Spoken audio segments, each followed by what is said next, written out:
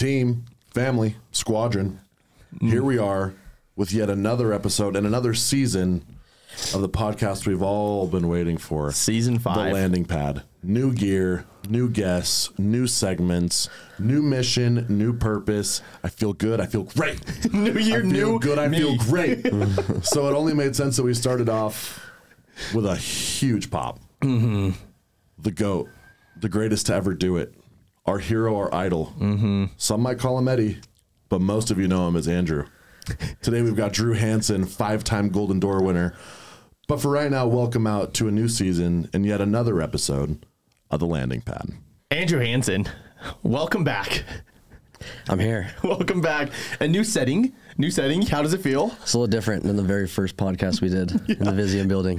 From Visium to Visium to North Star. To the marketing team's North Star room, which was even place better. was different. That place was better. Yeah. And then now we're in a cupboard over there. Now we're just here at the shout out to the old rookery. It is our guy, Jimmy. It needed to be done. Landing Pad alumni. Yes. Strapping us up. Yes. We're in a legit studio and feels right. And hopefully you can hear the audio. Hopefully it sounds better. I don't know if it will, but we're excited for it. No, I feel different. This is different. So this year, obviously, we wanted to take things a little more seriously as our building is coming to I can't really say coming to a close. We still have a little bit of time until it gets done. Until then, we'll probably be here. A little more classy, a little better vibes, a little more professional. When we're in our building, it'll be nice. It'll have a whole podcast room. It'll be legit. But we are very excited to open up this season with the legend, of course, Andrew Hansen. But before we do, let's get some news out of the way quick till we get right into it. First things first, Door-to-Door Con. If you're listening to this, I think it's going to be dropping this Monday, so it'll have already passed. But that being said, Door-to-Door Con is always massive. It's always huge. This year, even more than last year, we have 14 golden doors that will be handed out this Friday in the morning, which is crazy. We just found out Drew Hansen, the GO himself, will be giving all the pest control golden doors away. Kind of fun. Yeah, Sam asked me to host it, so we'll see how it goes. I love that. I love that. Shouts out Sam, another Landing Pad alum. Yes, great Love guy. to see us coming together. 100%. So there we are giving out 14 from the grit. The crazy thing is we just found this number is... It's 53% of the golden doors in the industry. It's a majority. Yeah, 26 total. 26 in pests. We've got 14. We've got 14 of them with a little over 600 reps that got a sale this year. What a crazy thing. So that's huge. If you can go, hopefully you'll go and it'll be awesome. Next up, coming up, we're actually doing 2 of these. I didn't even change this. Charity trip. This last year, right, we donated a little over $500,000 as a company on Charity Day. And the craziest thing is we have over 200 reps that are going to Ecuador the February 8th through the 12th, over 200. So we're actually going to be splitting up into 2 trips, about 4 days before and then 4 days after. So it's 2 full trips. Wow. Great time. There's a lot of good being done in the world. We got to do it for the Niños. A lot of help for the Niños.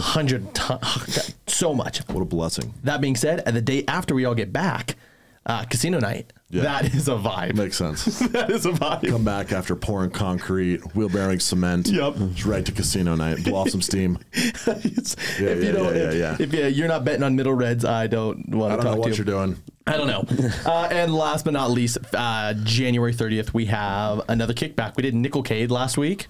Oh, it was a vibe. Family friendly fun. 460 people came through. Come through. There is no pressure. Everyone just gets their little $10 card, laser tag. We had soda. We'll have food this next time. It is a vibe. Just come, enjoy it. Bring your friends, family, kids, whatever. Yeah, no, catch Cole Daly and I playing Cliffs of Dover on Guitar Hero. Yeah, I love that.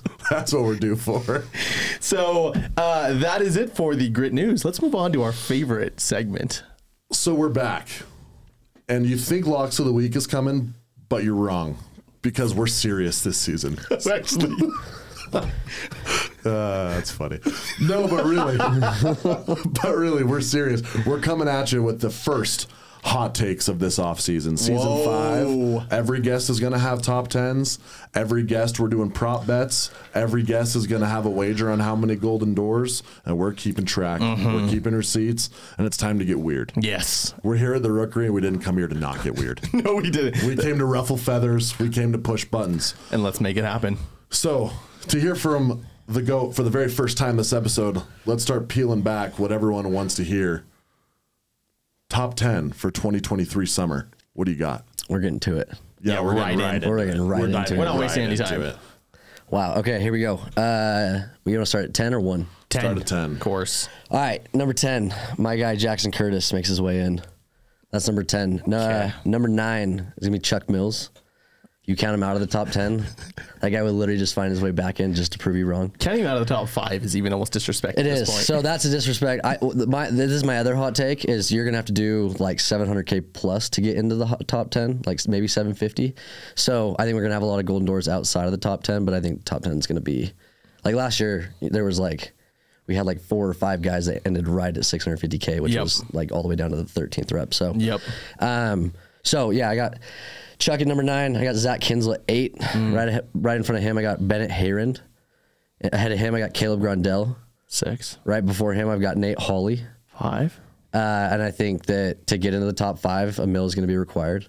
I got Cody at number 4. I got Brock at number 3. And then I think they're going to finish on the same dollar amount, just like mine and Seeger's plan last year. But I got Seeger at 2 and Corbin at 1. Whoa. That's right. But just because of their roles and how that's going to look. So Seeger's going to be running a team. Corbin's going to be, he's just going to be like he's going to be another rep. He'll be a co-manager, but Seeger's going to be like the absolute guy in that market. So you just don't know what that's ever going to look like. Because for the record, a lot of people are listening like, oh, what about Calvin? What about you, Drew? What about Parker, Skylar, all those guys? The fact of the matter is, we are growing as a company, which is super, super exciting, right? Where a lot of our, not a lot, I think there's like 6 or 7 of our regional senior partners, they're transitioning off the doors, right? Now, that doesn't mean that they're not adding value. Shoot, that doesn't even mean they're not technically living out in market with the guys, but obviously they're able to add more value being off the doors, whether that be training, visiting teams, whatever it may be, logistics. So a lot of the names that you're hearing from Drew, there might be unfamiliar names for a lot of people's top 10s. So it's exciting to hear, like, get used to them. New top 10s. Get used to them. And be there for a while. The fact that no one on that list sold less than 500K and they're like new, quote unquote, new names, it's a crazy place to be. Yeah. So no, that's great. Top 10, we'll write those down, and it will be a solid top 10. Yeah, that's great. It's not bad. It's scary. And that's something like, oh, some of the guys are getting off the doors. I'm not scared. We're fine. The reps are so good. Oh, dude, I'm just not worried about it. And I think a lot of them are so much better. People are going to rise, dude. Yeah. I'm so confident. Yep. I'm so confident. So at the Great in 2020, we had only 2 golden doors. 2021, we had 11. This last year, we had 14. Drew, how many golden doors are we going into 2023 with? 20 or bust. 20 or bust.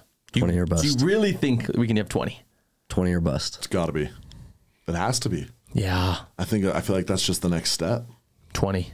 As we 11 to 14. Yeah, it's a little bit of a stretch, but it's got Over to there. be. It's got to. No, hey, I don't disagree with you. 20. That's your number. And then according to your list, correct me if I'm wrong, you had 5 reps doing a mill? Yeah, I think 5 will do a mill. We had Fair. 4 last year. I think we'll have 5 this year. So the following question, does your record of 1.3 mil get broken this year? Yeah, I think it will. By how many reps and by how much? I think at least by Corbin and Seeger, whether that's by $25 or an extra 50K or 100K, I don't know, but it'll get broken at least barely.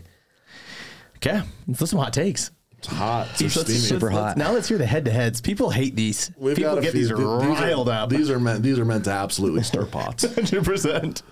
So we're gonna start off with a couple of dogs, couple of salty guys. They've been doing it forever. We've got our guy Wyatt Perry and our guy Jacob Shear, head to head. Who do you have more selling more pest control this summer? Jacob Shear. I go back to 2021 summer. Easton was supposed to be my co-manager for our all-star team. He was in a movie, so he missed the draft. And somehow I passed on Jacob Shear in the all-star draft, and it absolutely came back to bite me because our team, that guy steps up. But that guy is so good, and I'm for sure not going to fade him anymore. Easton. Yeah, I mean, I have to. I mean, I have to be all in on my guy. Yeah. On Shear. There's no way around it. I hate to tell you, but I'm not just doing this to like do this.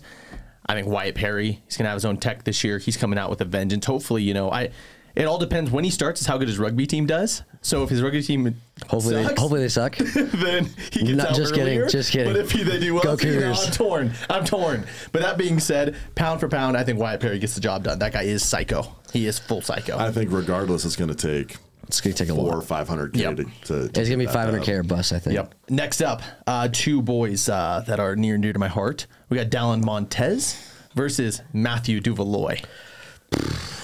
That's tough, dude. Dallin last year he sold 300K. Matt sold for what? Just over 417, I think. Yeah. Dude, I could not be like, as far as when I think about my like the managers that I have that are slated to go out run teams, I'd say like one of the guys I'm very most excited about with like being able to spread his wings, run his own thing is Dallin out of like all of my teams. Yeah.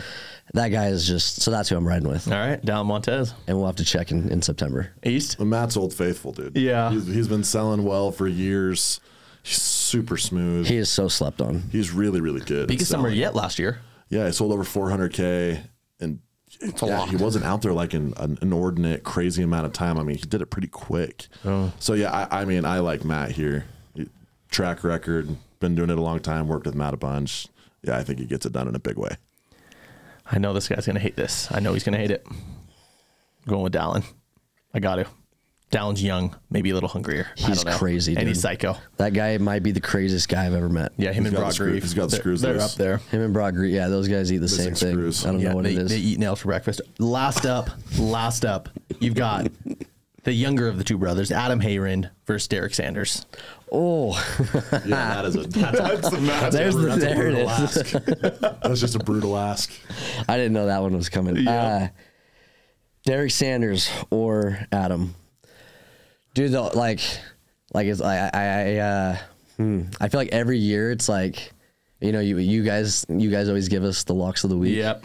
Which are most of the time whiffs. I mean, that's Mainly coming from mainly coming from Garth. Mainly coming from Garth. I would say that Derek would be like the public favorite, which is going to automatically make me fade him. Okay. Just because, dude, Adam sold 700 accounts. Derek has just literally never done that, and so I'm going to ride with the track record. I'm the house is on Adam. Easton.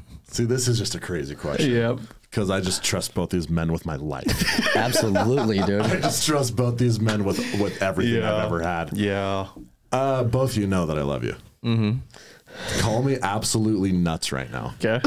Dude, I believe in the Sandman. Yeah. No, I know we all do. No, dude, the Sandman is gnarly. You guys, you just wait. Just you wait. I've got Derek slightly winning. I think for the record, I think both of them do a Golden Door. Yeah. I think they're gonna have to do again, like not even like I didn't even have either of them on my top 10 list, but with the summer that Adam has had in the past when he sold 700 accounts and with how it went last year, I just don't see that guy selling less than 700K. Yep. Yeah. Like that guy. If anyone wants to talk about like that guy's got some demons that he's ready to like unleash. Adam, he's ready to go. Yeah, he gets so weird out there. It's- I mean, he's elite. Yeah, these guys, I think these guys are 2 of the 20. I like Sandman by less than 20K. Me, Sandman as well. I'm not gonna disagree with my co-host, Sandman. And to be honest, I think he might walk away with it. Whoa. Oh, that's hot. That's fine. Me and Adam will Get back. me and Adam will take our winnings down to Mesquite and put in a nice little ticket. Yeah, I love That's that. right. All right. Well, that was fun. Those are the hot takes. They're going to get hotter every single week as the summer approaches. So stay tuned. Now let's get into what the people want. The people want to hear more, obviously, from Drew Hansen. And we want to take a little bit more of a different approach with this episode, right, Drew? We've had your sales tips. We've had your, like, how did you do it? What's your secret sauce? And if you want to hear all that stuff, listen to, I think you've been on twice already. So this is your 3rd episode, maybe even 4th. I don't know. They're there. Go listen to them. This one, we want to hopefully get and, you know, be able to peel back the layers a little bit. What makes him a great manager? What is he willing to do for his guys? What's he gonna do for his guys now that he's not gonna be, you know, have such a massive active role on the doors? It's gonna be fun. We're gonna peel back layers and actually get to know Drew Hansen a little bit more. Super quick little background though, right? You've now done this for 5 years. I'm just gonna give everybody your track record so everybody has an idea of who we're working with, who we're talking to. Year 1 as a rookie. 511 accounts, 270K personally, and 611K as a manager in your downline. Next year, 572 accounts, $290K personally, and right around $700K as a manager in your downline. Year 3, first year working with us, you did 1,517 accounts, doing $1.06 million in revenue personally, and then you did $2.3 million as a manager. Year 4, you sold $1.1 million. So second year doing it, $1 million back to back, $8 million in your downline. Year 5, this last year, you did a double golden door, $1.3 million personally, and your production as a manager shot up to $19 million. Listen to those back, pause that, listen to that back. The growth has been steady, and the last couple years, though, explosive. Steady and explosive. Yeah, every single year. Yes. That's a potent combo. Dude, if somebody can do it. That's just what Daddy ordered. It's just crazy. So listen to those again. We are sitting down with somebody that I don't know anybody that's done it better and faster than Drew has done it, right? So let's get into it. The first question is what everyone wants to know. Like, dude, what does year 6 hold for Drew Hansen? Like, what does it look like? What's the plan? As far as the plan, like the goals, me and the boys are just strapping up to do 40 mil with our org. So that's the plan. As far as like what that's going to entail, I'm fixing to find out. So that's the best answer I can honestly give you. And whatever I'm called upon for, that's what I'm planning on doing. So, but 40 mil is the goal. What do you see yourself doing though? Like, what does your summer look like? I'll be out there. I'll be in the trenches. I'll be wherever I'm needed. I'm super stoked about the guys that we have like slated to run teams. Like I couldn't be more excited. Yeah. A lot of our bigger teams are getting ran by guys that ran teams for the first time last year. Yeah. So a lot of like, you know, the 4 or 5 bigger teams that we have, they're like strapped in, ready to go. How many teams are you overseeing this year? We have 8. And a lot teams. of them are bigger teams, like 40-man squads. 8 teams going out and shooting for 40 million. So you see yourself traveling around. You see yourself visiting a bunch of offices, knocking a lot here and there, competitions. What's that look like? Yeah, I don't really know. Literally, like whatever I'm called upon for. I literally couldn't be like more stoked to like get to go to like all the offices, meet way more of like my guys. Hopefully, like add way more value than I added last year. Just because last year was awesome to be in Philly with those guys. Shout out to the squad. Yeah. But like I only got to go to Jersey once because it was so close. I never got to go see the rest of the teams that we had. So I feel like I could have added like tons of value by making like those visits. So I couldn't be like more stoked to go and do that this year. Yeah, I think that's just the next phase and where you're at. So another question, right? As someone who has added such tremendous value by selling at an elite level, right? Because I think there's successful offices where the manager does sell well. Then there's the successful offices that, you know, go above and beyond because their manager is selling elitely, and by elitely 5, 6, 7, 8, 9, $1 million, you know, in rev. So that being said, you've been able to add that portion of value to your teams. How do you plan on bringing as much value as you have previously done while you're not knocking with your teams? Hopefully like to pull out more like top producing reps like from all of the teams, just because I mean in Philly alone we had a lot of we had 4 golden doors in Philly, which I don't think has ever been done in an office. But it's like outside of that, Seeger was in Jersey. I would have like the guys that were running teams last year that we had, like everyone has like so many different strengths and weaknesses. I feel like as far as like selling at like such an elite level, there's only so much you can do in like the preseason as far as trainings and over the phone. But being there in the trenches with the guys, sorting out problems, like you're just able to get so much more done when you're in person with all the guys. So I think like this year, as far as like the value add, I'm just going to be way more available than I've ever been. Just with selling, it's like guys know that I'm just completely unavailable, like when I'm on the doors. And so I feel like that's also like limited guys to like reach out for more help just because they think that I'm like I just cannot get in touch with like at least like the hours that I am knocking.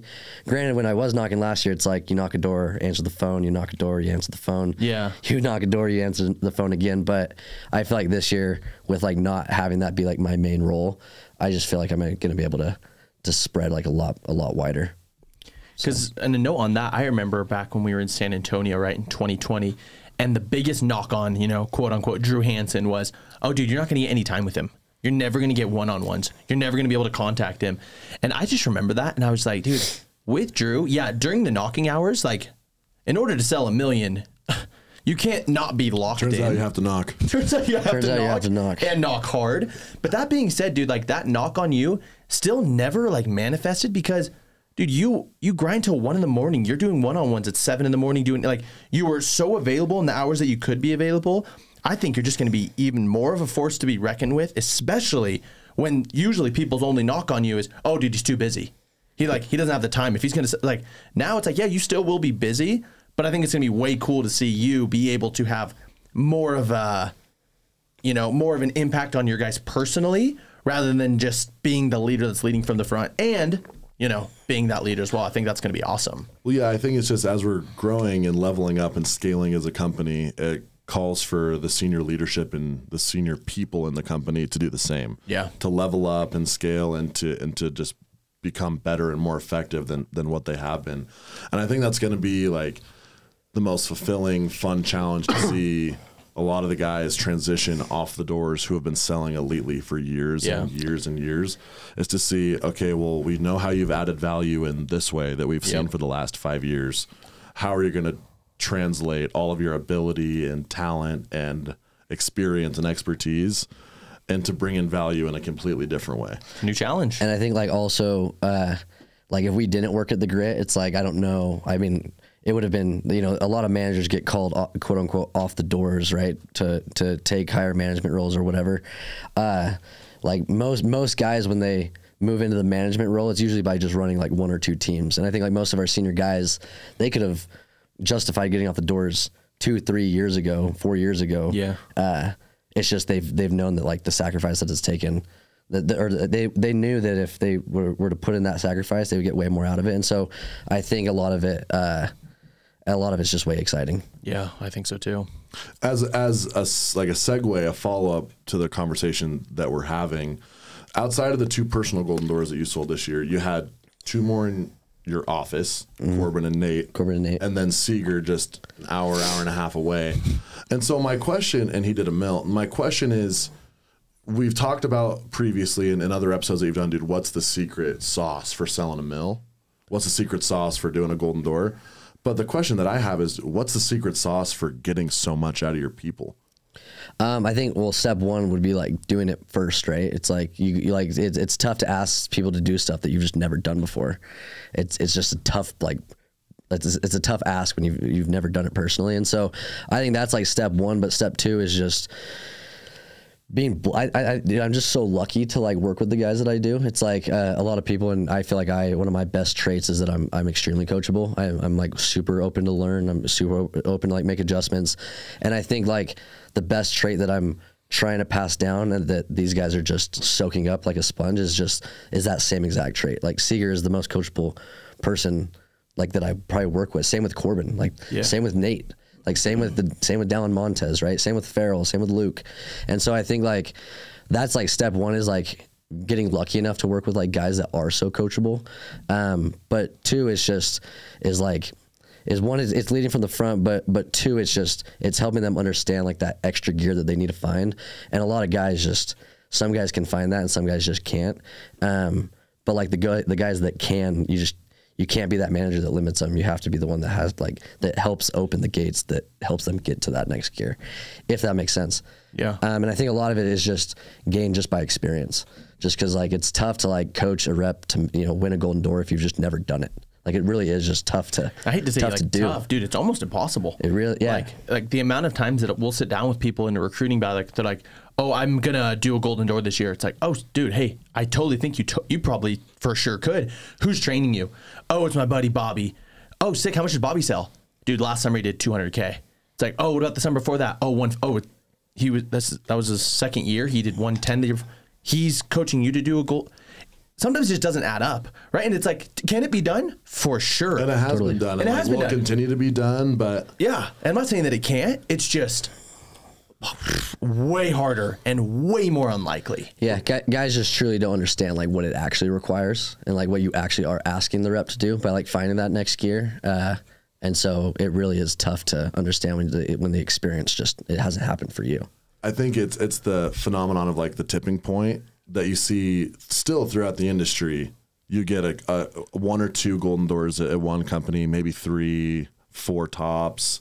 And they're coming in either 1x1s or 2s or small groups. And a lot of them just go sell, right? Like they don't manage, they don't run teams. Like a lot of them just go do their thing. 100%. And I think the tipping point that we found is enough people were completely aligned and unified in their purpose in going and getting a golden door for the brand, for their people, for the company, for themselves, for their future. Enough people got aligned. And all of a sudden, this tipping point phenomenon happened where all of a sudden we went from 4 to 10. 2? Yeah, well, yeah. 2 to 11. 2 the year before we did 10, 2 to 11 to 14, where now, dude, the point has been tipped. Like, the scales are so drastically on the side of do a golden door. That's what's expected. That's like the level that you need to be at, that it's more common than not to have that as your goal. Which taking a step back is crazy. Doing a golden door, 650,000 or 1,000 accounts. Oh, dude! Oh my gosh, dude! I have so much respect. Every single one of those 26 guys that are going to be getting that award in the pest space, you guys have all of my respect in the world. That is so hard to do, and it's crazy. But like I'm saying, dude, it's the fact that there's 14 of them. It's just a 5-minute mile here at the Grit, dude. It's been done. It's been cracked, and people are just flooding them through. Yeah, which is crazy. I just think it's so interesting that there hasn't been, regardless of industry, or whether it's roofing, solar, pest control, alarms. To my knowledge, there just hasn't been another company in any industry to put such a massive emphasis on golden doors. Yeah, which seems like a pretty clear and obvious win for the company and for the reps. No, 100%. Anyway, just fascinating. Super fascinating. So I love that, Drew. I love that being able to recognize the reps that do have, because I maybe every rep does have that extra gear inside of them.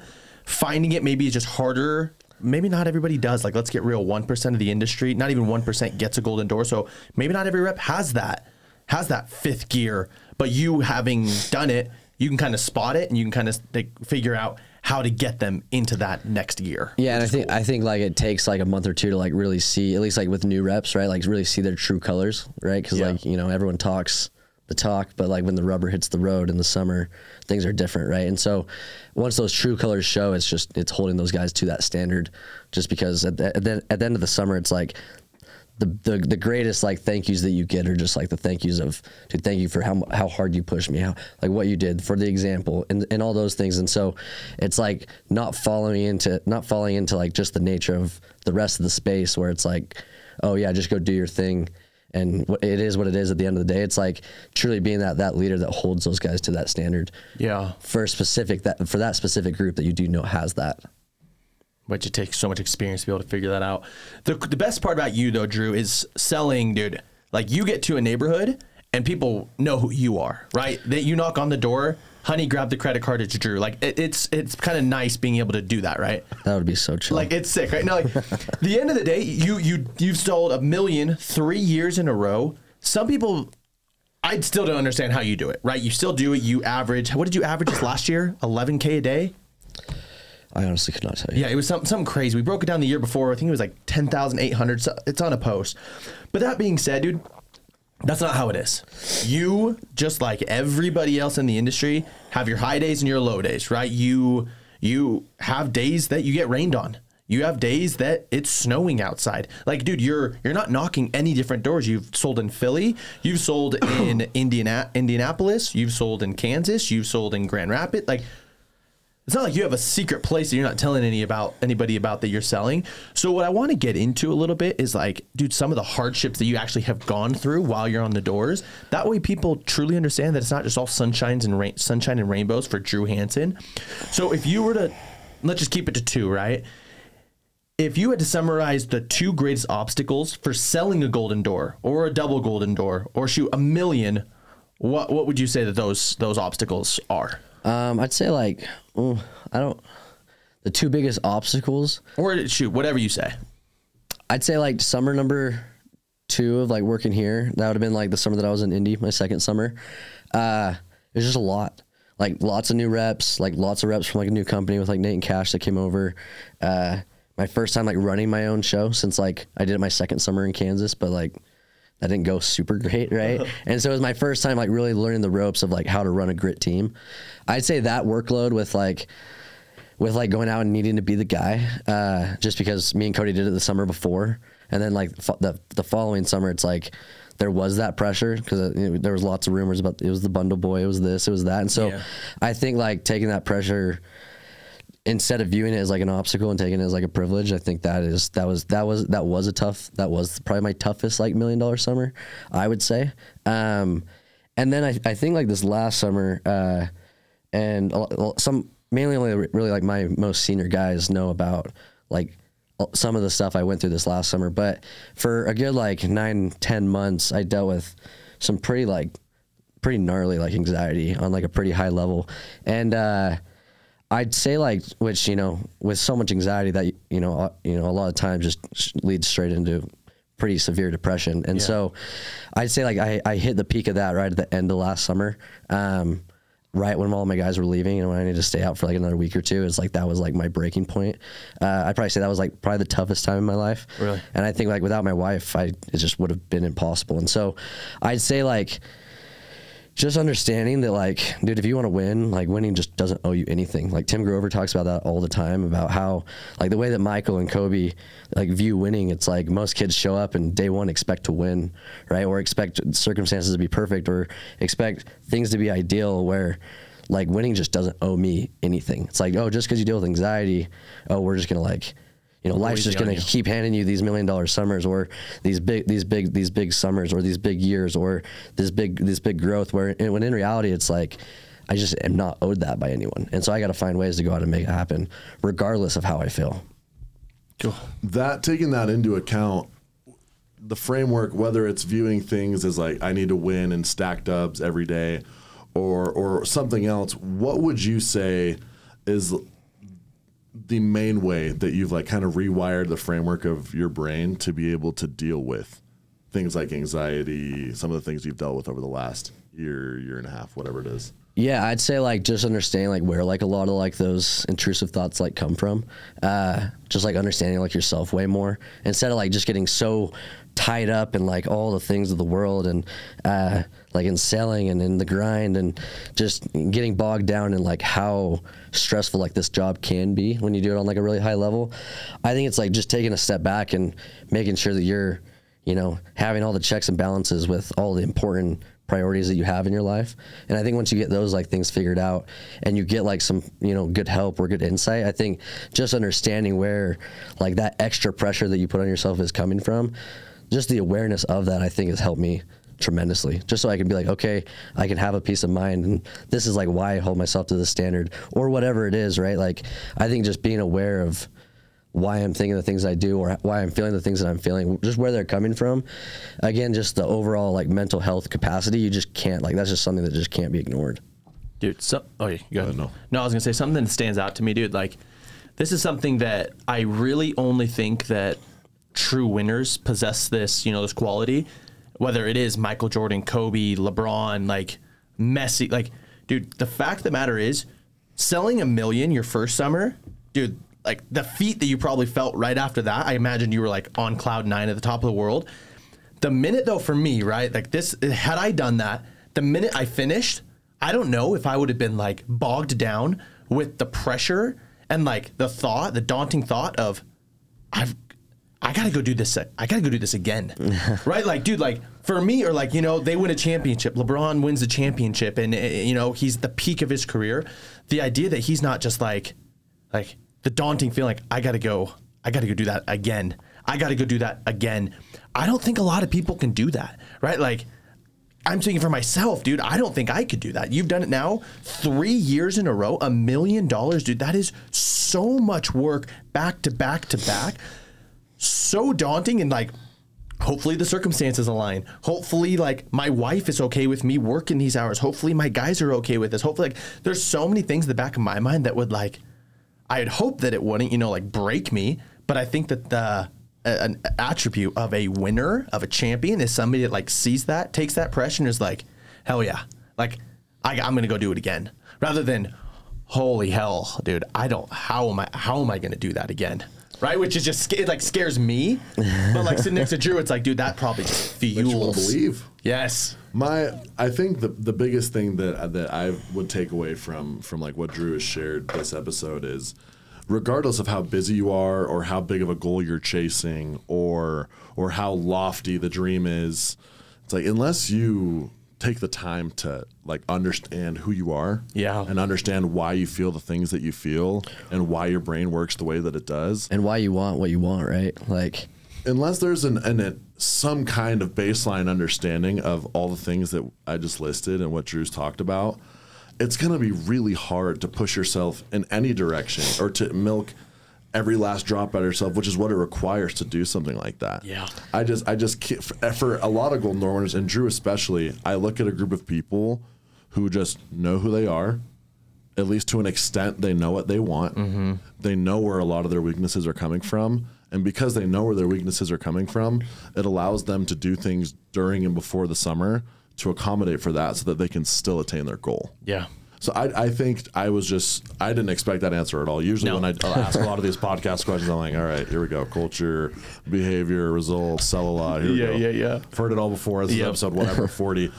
But the point of getting to know yourself and understanding why you want what you want and why you do what you do and why you behave the way that you behave, I think is critically important to reaching any significant goal, especially a Golden Door or a double Golden Door. Yeah.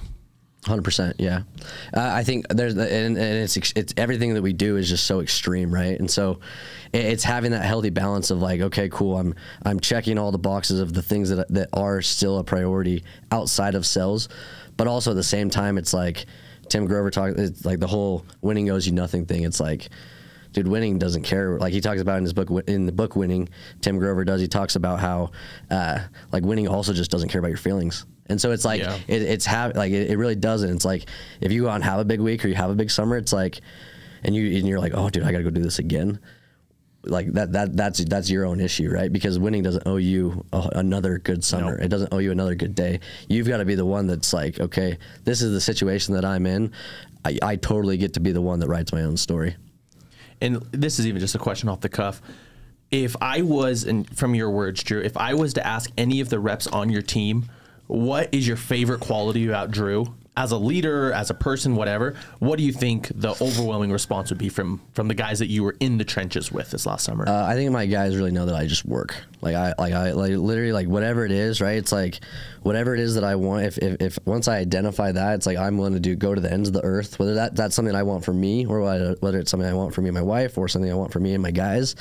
It's like I will go to all ends of the earth for them, just because like dude, they don't owe me respect. Like they don't owe me winning doesn't owe you anything, right? Just like, dude, they don't owe me love. They don't owe me anything. They don't owe me to stick around for a few more years unless I can add that type of value, right? And so I think that like just the overall work ethic that I've tried to have, I think that might be one of my better qualities, hopefully, right? And something on that super quick, dude, I would just say this. I think that you work the hardest at the grit. Right, like I think that our 13 Golden Door winners, you obviously with 2, 14 total, I think you guys just outwork everybody. I don't think that anybody is that much more significantly more skilled than anybody else, right? Like and maybe that's not you're working 2 times as hard as the guys that sold 650. Maybe you do obviously maybe you are a little bit better skilled wise. But dude, I think that you just work harder than anybody. I think Seeger worked harder than anybody else besides you, right? Because like it comes to a point where I don't know how much better you can get at selling pest control than Drew Hansen is, or even Zach Seeger. Like you can obviously continue to get better, but dude, the dogs are just the workhorses, and it's like there's no secret. Like everyone listening to this podcast, like, well, how did he do it? How did he do it? Well, you just got the answer. He was on the doors every single day at 1 o'clock. You didn't get off the doors till probably 10 p.m. every single day. How many sick days have you taken in the last 3 years? In 5 years? 0. Sure, 5 years.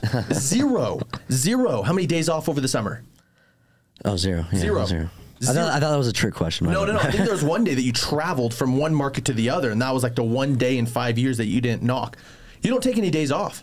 You work till 10 p.m. every single day. During the Rumble, you're on the doors by 8 a.m. You're not off till 10. Like, that's the secret. And Drew just works hard. It's one of my favorite things to hear someone talk about anything that they are really actually about is just so powerful.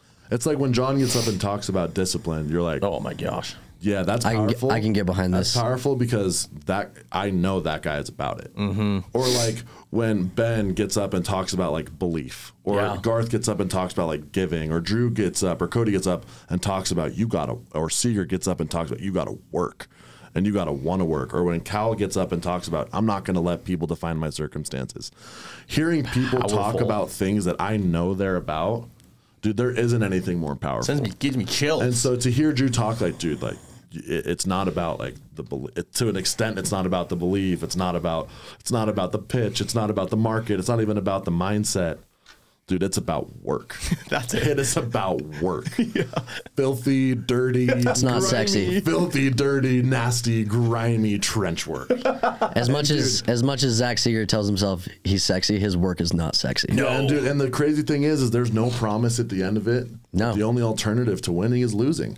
So it's like you better try. Right, and like with that, right? It's like that you can't control the outcome, which is totally fine. Yeah. Because again, it's like winning just doesn't owe you like just the handout, right? And so it's having that understanding that, dude, you have to go out and you have to make it happen. It just won't end up in your lap. Nope. Drew, in closing, and if he hasn't built credibility not just through his resume but through this podcast, I couldn't possibly imagine who you would listen to in the space. But if someone says, Drew, dude, I want the roadmap, like I want the secret sauce, the Krabby Patty formula, dude, how did you do this? What's the roadmap to replicate exactly what you did? How would you break it down simply for him? I'd say one, it's like you start with like environment, right? It's like I say this all the time that I totally believe that you can do whatever you set your mind to, but I also believe even more so that your environment creates your mindset, right? It forms the way you think, it forms the way you act, it literally just forms your actions, right? And so I'd say one, it starts with putting yourself around like the right people, because it's like, you know, if I didn't start working with Garth year one, dude, I don't know where I would be. I don't know where I would be, right? But two, it's like, so one, it's environment. It's hitching your wagon to horses that are going the right places. I literally, it's like to say I went out and did 20 mil with my downline is just the most false statement in the world, because it's the guys that do it. It's the guys that I've like hitched my wagon to, right? And so one, it's like it's surrounding yourself with like those types of people. Two, right? I'd say like one is, and then it leads right into mindset, and it's that understanding that winning just doesn't owe you anything.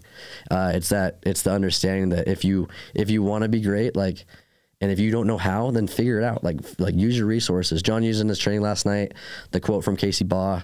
If you're, I don't even remember what it is. If you're not knowledgeable or educational, if you're not educational, if you're not educational or if you're not learning constantly, whatever the quote is, then you're just irresponsible in 2022 and now 2023. And so it's like use your resources, like learn, find ways to get better. Just because you're not going to continue to do the same things over and over and over again, and then all of a sudden winning just starts handing you, like giving you handouts, because again, that just won't happen. And then two, and then three, it's just the consistency. Like winning isn't just like a one day thing. Like that's what Tim Grover talks about a lot, but it's an everyday thing. Like it's like, to me, right? Like the difference between me, the difference between like Kobe and LeBron to me, it's like, if Kobe had like the skill set that LeBron has, it's like as soon as he wins the championship, dude, Kobe's in the gym the next day at 4 a.m. Yeah, he's in the next day at 5 a.m. or whatever it is. But there's just no break. The consistency just never, ever, ever, ever stops. And so that's what I would say. It's the environment. It's putting yourself around the right people. I couldn't have gotten luckier with like the people that I've been able to work with. And then two, it's mindset, understanding like what you're capable of doing, what like the ceiling could be, and then raising it, right? And then three, it's just holding yourself to that standard with the consistency. Yeah. Drew, that was awesome. We are so lucky, obviously, to have had you on, but also to work with you every single day. I think you inspire so many people. The Grit's all about impact, and I think you are one of the most impactful people I've ever met. And I think that through people listening to you, they're going to get an idea of like who you are, what you've gone through, and where you're going. But hey, we love you, and we're glad you're on, my guy. 2023, it's time to get weird. We're already there. Unloosening the screws. It's time to bring the crazy back. And Drew did a great job starting out season 5 and giving us the nuggets that we need. So, Drew, thanks. We love you. For this episode of The Landing Pad, we out.